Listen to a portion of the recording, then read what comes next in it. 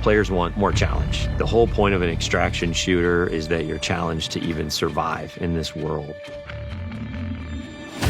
We heard loud and clear from the alpha, the world didn't feel dangerous. The world didn't feel lived in. Tau Ceti 4 to us is this place that really doesn't want you there. And that sort of survival narrative really fits really well with the kind of world that we're creating. The world needs to feel like there is something sinister underneath the surface, even when the colors are really bright. You should not be here. We want to marry the classic Bungie game feel, where you are blasting stuff in the face and it feels amazing, with the sort of high tension of the survival genre. If you want good loot, you have to go to places where you're taking risks, either risks from other players or risks from AI. So we have all these tools now, Rook with ProxChat and the way the game works and sort of how tense it is. I think all those things work together really well.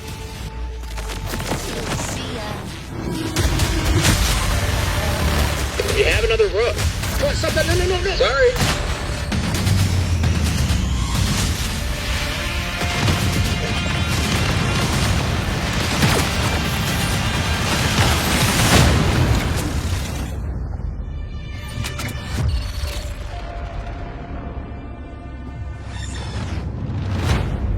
The Marathon ship is essentially a ship that we sent out from Earth, an Earth that was overpopulated, to explore and colonize a star far away that we call Tau Ceti. In a lot of ways, it's like the tale of humanity trying to go out into the dark void of space, find a place to colonize, and failing terribly at it. Everyone's gone, something catastrophic happened, and it's not just their absence that's important, it's the things that they left behind. The modern race to Tau Ceti all started when a mysterious signal came through the galaxy. The turmoil that sort of ensues gives rise to all these corporations that were invested in this Marathon project, now going, what happened? How do we recoup our investment? And then layered on top of that is the greed and corruption of all of the different factions and corporations and revolutionary groups. In our version of the world, we send people out not just to discover what happened, but also to collect from the things that remain there, and those people are runners. As a runner, you're a biocybernetic mercenary who's traded their human body for a biosynthetic one. You're not an unkillable god slayer. You are a mercenary, a disposable mercenary. You will live, you will die. They are not people. You are the person. You go into that shell and adopt the personality matrix that is specifically designed to help you do the thing that you need to do. And you've been hired by these factions to come to Tau Ceti to scavenge it for anything that might be of value. As a runner, you've left your body behind. You've traveled light years so that you can have access to the ultimate payday. With extraction shooters, it is all about survival. There are other people who want the same things that you want, and it's up to you to best them. But there's quiet periods where you're listening for the anticipation of something. Could there be another crew in the distance? Did I just hear a gunshot? Did I hear AI just alert?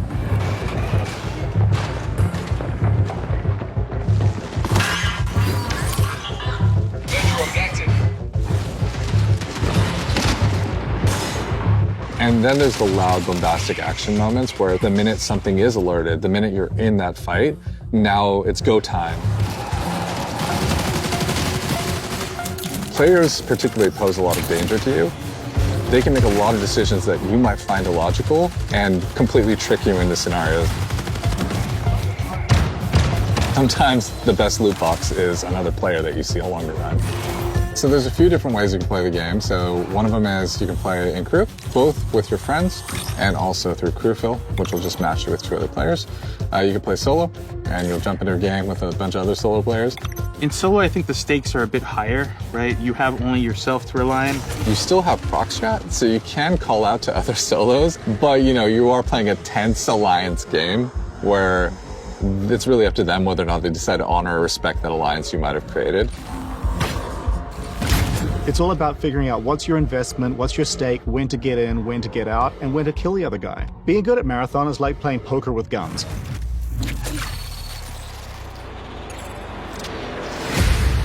One of the things we've really focused on is making sure the environments are selling the tone we want to hit with the game. We've brought a little bit of groundedness, a little bit of grit, a little bit of darkness, a little bit of that mood that kind of is necessary for an extraction shooter to feel dangerous. Our biggest goal has always been player immersion. We're trying to keep everything as believable and realistic as possible. So we cranked up all the material responses, feel accurate, feel realistic. You know, you'll get gloss, you'll get crud and mud. And no one of those things is all that sexy, but when you layer in just a little bit more, you know, responsive to light, a little bit more responsive to the player, things will part, water will pool. Layer in all these different things, the world becomes much more alive. It feels like a real place. And then when you're feeling like a real place and you feel in danger, now your run matters.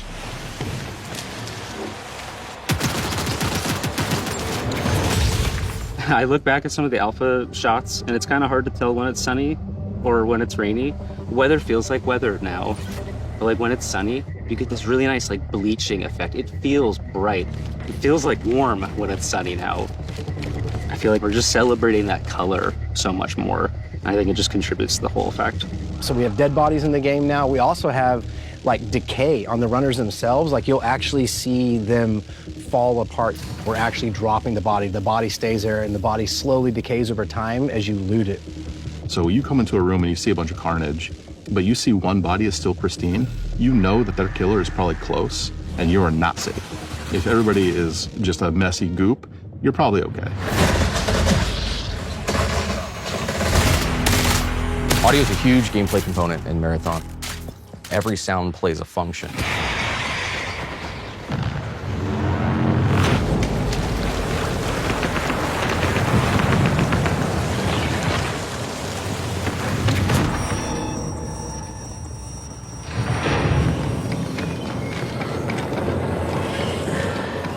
Footsteps tell players everything. It is telling you what is the type of threat that's around you. Where are they at? Are they above you? Are they far away? Are they close by? So if I'm in bioresearch and I hear a particular material type, I know, hey, they're on the second floor and they're in this room. Our hero is the world. So we're constantly trying to figure out where can music help reinforce what is the vibe and intent of this place.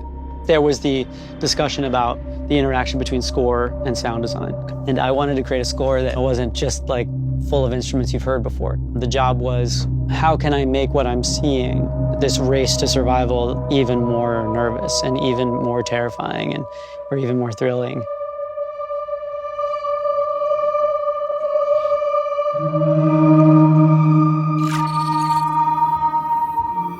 We have 4 zones, and each one of those zones has its own sort of approach to kind of level design and what it asks players to kind of think about and do.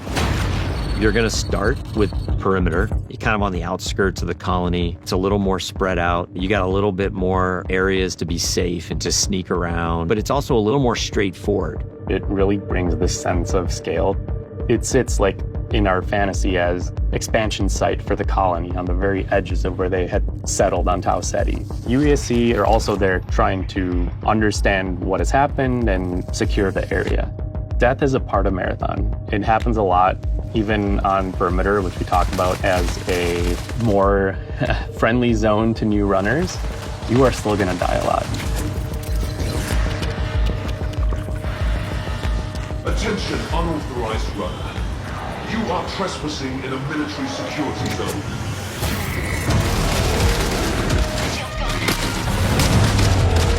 It was really important to us that the UESC were not trivial to fight. When you face them on Tau Ceti as a runner, you are the outlaw. You are trespassing. They have a little bit of this haunted tone. So you can see they have this floating locomotion, they get these sparks, they have these sigils over their faces. Sometimes their behavior feels almost like they're possessed a little bit, like are they taking in commands from a remote AI? The elite tier is sort of like this dark blue. The mini-boss tier is more like a lilac. The boss tier is just gonna be dipped in red. They have these tendrils that latch out and leech onto you and start sucking away at your consciousness.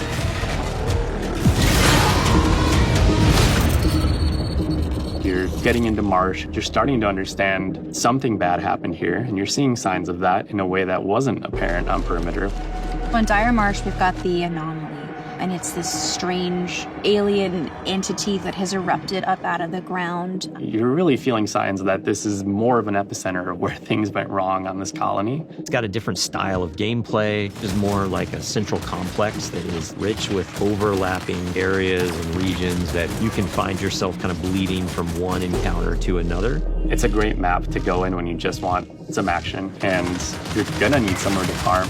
Each map has different weather systems, it has different dynamic events that can happen, and your approach to them is never going to be consistent. One of the needs that the design team thought that we should have is more challenging PvE activities. Each of our zones has these bigger events that don't happen every session, but when they do happen, you'll know they're happening. Building these types of events into the world shake up your run and make you decide, like, what do you want to risk? Then you get to Outpost.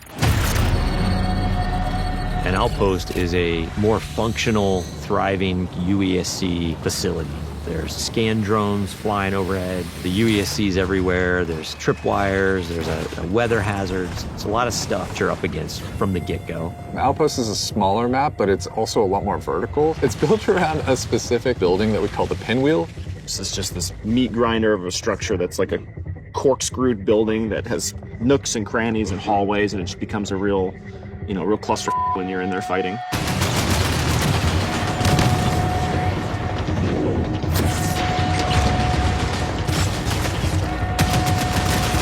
The floor is raised on Outpost and nothing is free.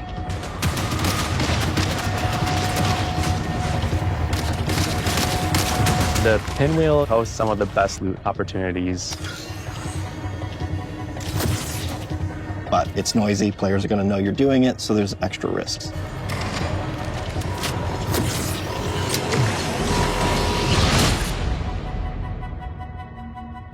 The character you're going to spend the most time with is the zones.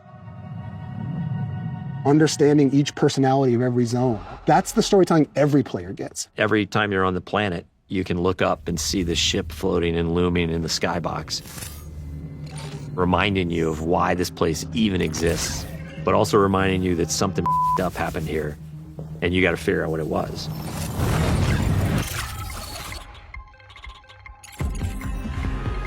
Marathon has a lot of loot in it. It's a huge pie. There's a ton of different implants at every rarity. There's a ton of different runner cores. For each runner, there's over 400 weapon mods. It's just an outlandish number of items to collect. There's going to be a really interesting period of discoverability where players sort of figure out, what are the pieces that I have available to me? How do I get them? And how do I put them together into something that's awesome?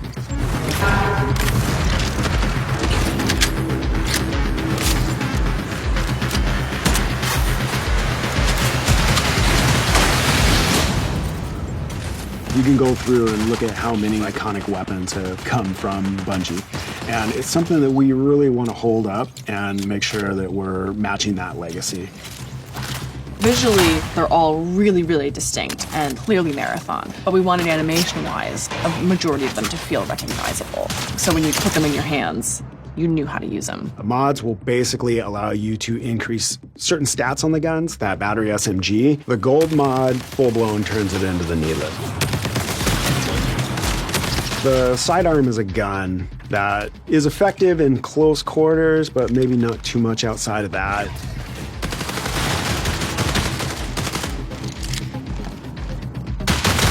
But the gold mod on this gun puts a suppressor on it, and then when I kill something with this gun, I turn invisible. And then that lends it to other build crafting if I want to sort of stack into how invisible can I be.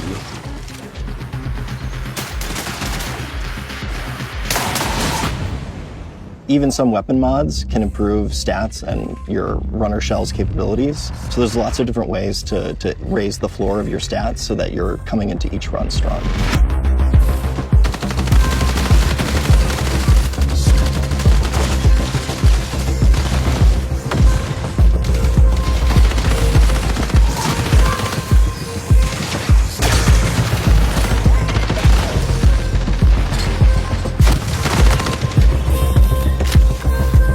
Runner shells are a bioprinted body that you inhabit when you go down to Tau Ceti to scavenge the ruins of the Lost Colony. Each of our launch shells is really an archetype of gameplay. So if you want to play like a frontline tank, if you want to play a rat character that wants to sneak around, if you want to find those rats, we have a shell for you.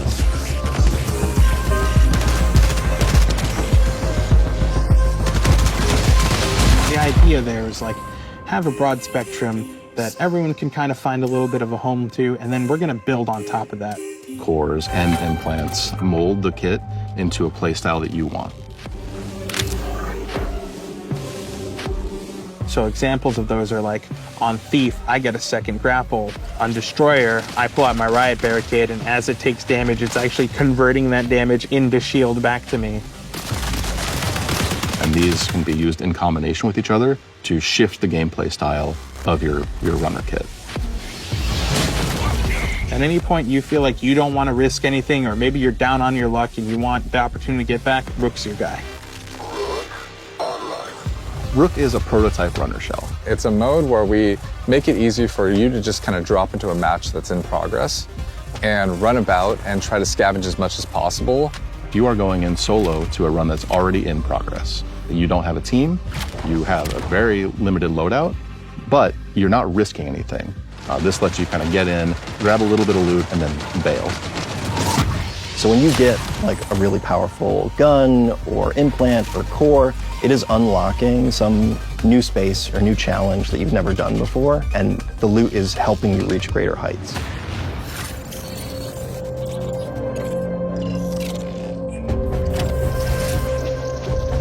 Faction agents are such a big vehicle for tone and narrative for the world.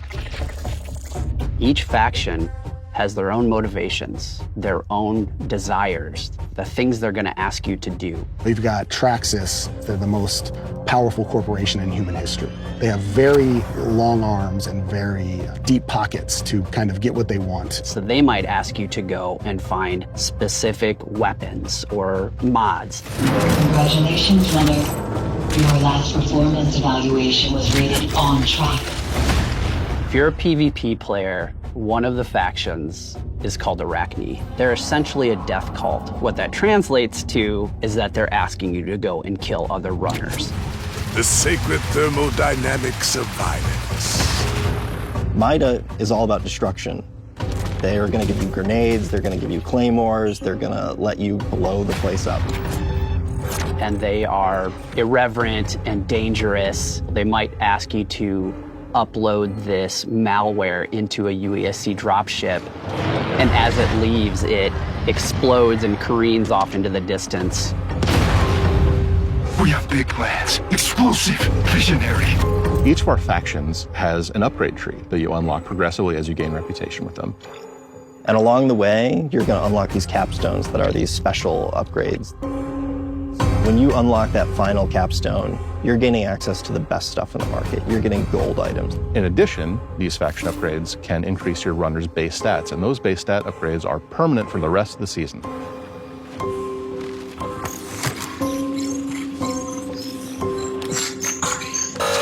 Access denied. Darius, you know me. Did you miss your last round of maintenance? Don't touch. Don't tick. Don't question. Darius? Access denied. Hey, Access it's denied. okay. It's just me. You're not alone. The Codex is a suite of achievements, collectibles, audio logs, things that you're finding in Run that we're going to track for you over time. The more you find these items, the more story you're unlocking about them and what their role is in the world, why they're here, who cared about them, why they're as valuable as they are. I'm repeating myself with these entries, but any fears inherent in the scope of this endeavor seem unfounded. Within the Codex, there's a whole bunch of stuff that you can unlock. Runner skins, weapon charms, stickers, emblems, backgrounds for your profile, and titles. So it's everything from your first steps on the world of Tau Ceti 4 all the way through to becoming a vid master and taking on the most extreme challenges.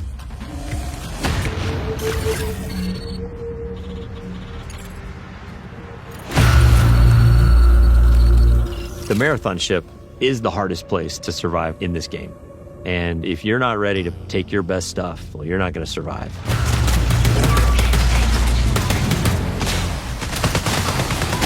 It's like a heist for a runner. Cryo Archive is big in and of itself, but it's also cold. It's also hostile. It's going to test every aspect of the survival game. Probably going to be forced to run to players in ways you haven't been on other maps.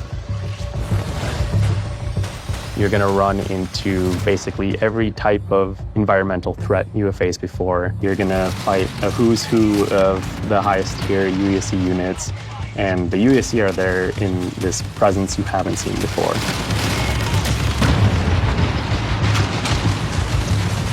It's really cool because each of the vaults is more successively challenging than the next.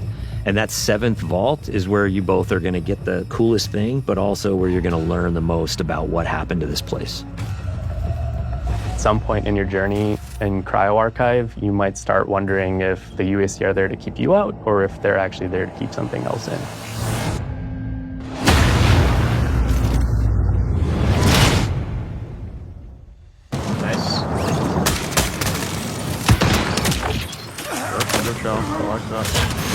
I think the thing that I'm most excited about for Marathon is getting into the hands of our players. The biggest thing I want people to take away from Marathon is that it still feels amazing. It still feels like it has that spark. It takes all the aspects that I think Bungie is really good at. First-person feel and gunplay, the super deep, crazy sci-fi lore, and it mixes up all those things together in a really amazing PvP package. Really comes down to every single discipline that's working on the game. The animation has to be good, the sound has to be good, everything has to be working in harmony. That's when the controller fades away, the screen fades away, you're just immersed in the world. That is what we're trying to live up to with Marathon.